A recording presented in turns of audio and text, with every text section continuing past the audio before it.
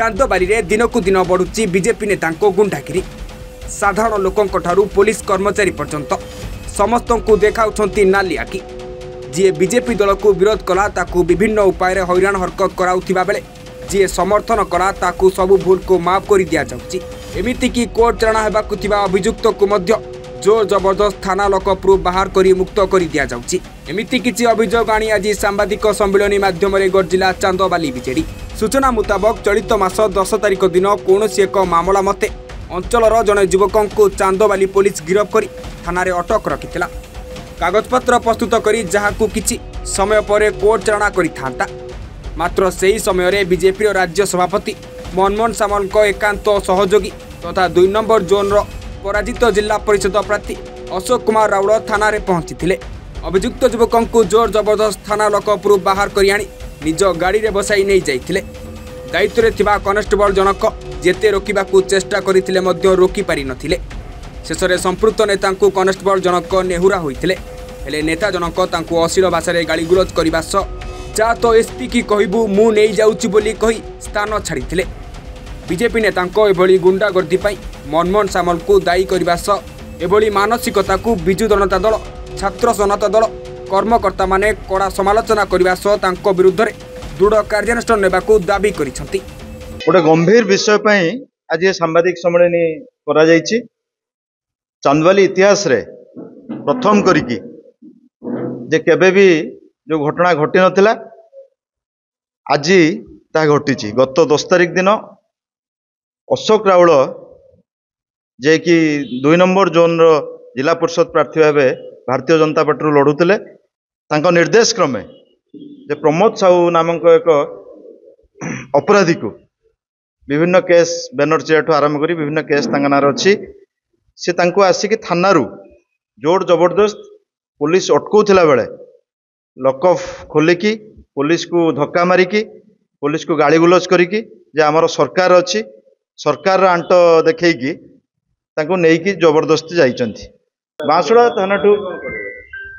थाना आरंभ करी घंटेश्वर फांडी चांदबाली थाना आरडी फांडी चारिआडे अवस्था तैयारी कर।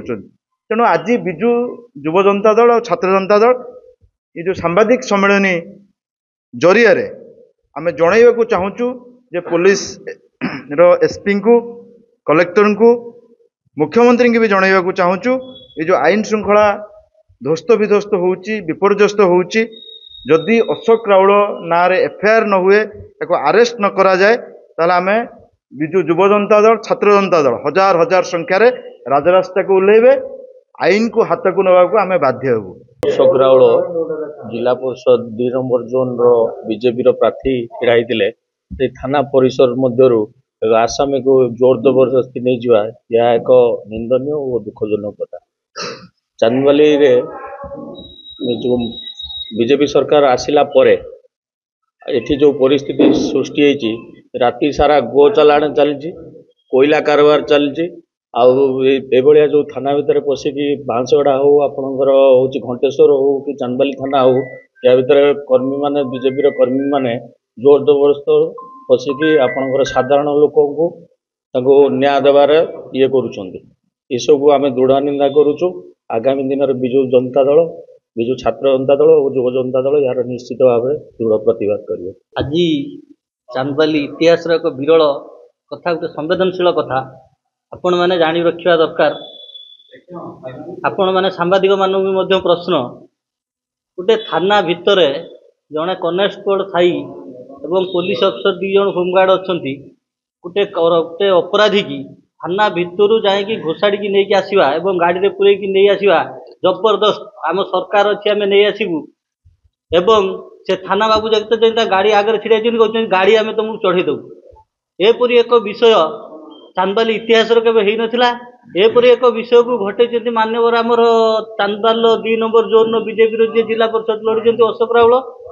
तेणु जी सिंपल कथा गोटे कथा को आम दाबी अशोक राउल को गिरफ्त करा एवं ता ना एफआईआर करा जाऊ एवं पुलिस प्रशासन चेतु नहले अनेक बड़ आंदोलन ए अशोक राउल विरुद्ध हम आग को आहरी तेजिब नहले अनेक अशोक राउल एभला सृष्टि हे थाना भितर दिन 2 पर पशि थाना भितर लुटपाट करेंगे एवं हत्या करेंगे थाना भितर लोक घोषाड़ी नहीं पलैबे आसामी की थाना भितर फेरार करदे।